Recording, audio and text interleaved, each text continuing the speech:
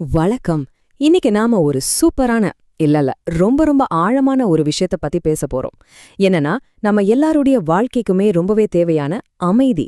தினமும் காலையில சுவாமி சித்பவானந்தர் எழுதின தியான குறிப்புகளை தான் நாம இன்னைக்கு அலச போறோம். இந்த அவசர உலகத்துல கவலைகள் குழப்பங்களுக்கு நடுவுல அட ஒரு நிமிஷம் நிம்மதி கிடைக்காதா அப்படின்னு ஏங்குற ஆளா நீங்க? அப்போ கண்டிப்பா இது உங்களுக்கானதுதான். வாங்க உள்ள போலாம். சரி, உங்ககிட்ட ஒரு கேள்வி. உண்மையான நிம்மதிய, அந்த ட்ரூ பீஸ நீங்க எங்க கண்டுபிடிக்க முடியும்னு நினைக்கிறீங்க? நம்ம எல்லாருமே தினமும் காலையில எழுந்திரிச்சதுல இருந்து ராத்திரி படுக்கிற வரைக்கும் எதையோ தேடி ஓடிக்கிட்டே இருக்கோம், கரெக்ட்டா?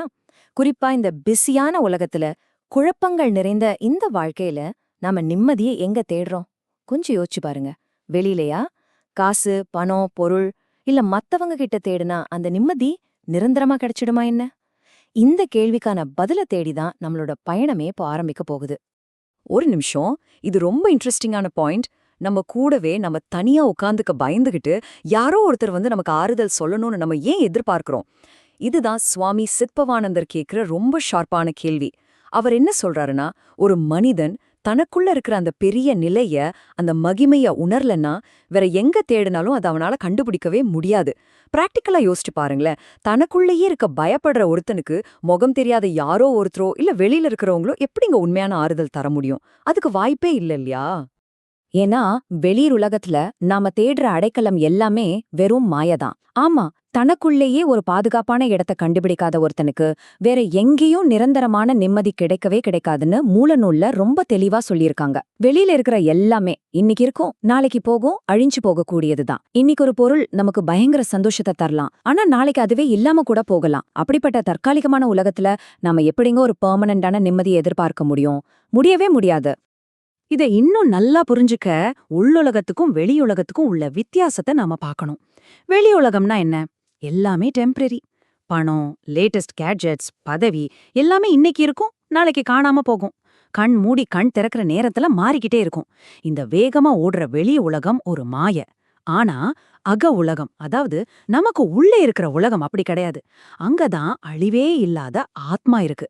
அந்த ஆத்மாவுக்கு அழிவே கிடையாதுங்க. அது நிரந்தரமானது, எப்பவுமே மாறாதது. நம்ம தேடல் எப்பவுமே அந்த நிரந்தரமான ஒன்ன நோக்கிதான் இருக்கணும். இப்ப நாம ரொம்ப அமைதியான, அதே சமயம் ஆழமான ஒரு விஷயத்துக்கு வந்திருக்கோம். மனநிறைவு, நிம்மதி அப்படின்னு நாம தேடுற எல்லாமே 100% முழுமையா நமக்குள்ளேயே இருக்கு. வெளியில போய் அலைய வேண்டிய அவசியமே இல்ல.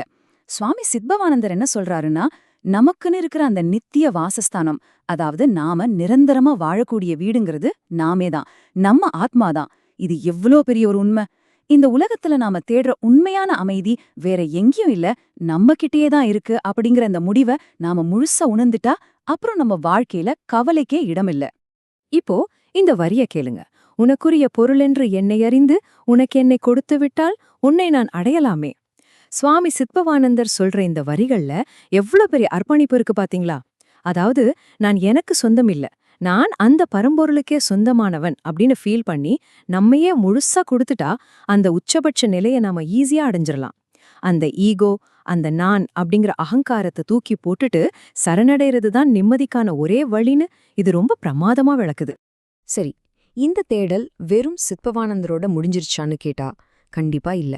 கொஞ்சம் வரலாற்று பக்கங்களை புரட்டி பார்த்தோம்னா இதே உண்மையை உணர்ந்த பல பெரிய மகான்கள் நம்ம தமிழ்நாட்டுல இருந்திருக்காங்க. அதுல ரொம்ப முக்கியமானவர் தான் தாயுமானவர். அவரோட தேடலும் நாம இவ்ளோ நேரம் பேசிக்கிட்டு இருந்த அதே பாயிண்ட தான் ஆணித்தரமா சொல்லுது. அது என்னன்னு பார்க்கலாமா? தன்னை அறியாத சகந்தானா இருந்து விட்டால் உன்னை அறிய அருள் உண்டோ பராபரமே. தாயுமானவரோட இந்த பாடல் வரிகளை கொஞ்சம் உன்னிப்பா கவனிச்சு பாருங்க. இதுல அவர் என்ன சொல்றாருன்னா, என்னை நான் யாருன்னு புரிஞ்சுக்காம இந்த மாயையான உலகத்திலேயே, அதாவது சகந்தானாய் வெறும் உலகப் பொருட்கள் மேலேயே ஆசையோடு மூழ்கி கிடந்தா அந்த பரம்பொருளே உன்னை எப்படி என்னால அறிஞ்சுக்க முடியும் அப்படின்னு கேக்குறாரு. வெளியுலகத்துல நம்ம தொலைஞ்சு போயிட்டோம்னா நம்மளோட உண்மையான அடையாளத்தையும் சரி, அந்த பரம்பொருளையும் சரி நம்மால எப்பவுமே உணர முடியாது. உண்மையான தேடல் அப்படிங்கிறது நமக்குள்ள இருந்து தான் தொடங்கணும் அப்படிங்கறத இது ரொம்ப பவர்ஃபுல்லா நம்ம மண்டையில அடிக்கிற மாதிரி சொல்லுது. சோ நாம இப்போ இந்த தேடலோட ஒரு முக்கிய கட்டத்துக்கு வந்திருக்கோம். ஆனா இது முடிவில்லைங்க, உங்களுக்கான ஒரு புது ஆரம்பம். இவ்ளோ நேரம் நம்ம பேசின விஷயங்கள் உங்களுக்குள்ள ஒரு சின்ன தீப்பொறியையாவது உண்டாக்கியிருக்கோன்னு நான் நம்புறேன்.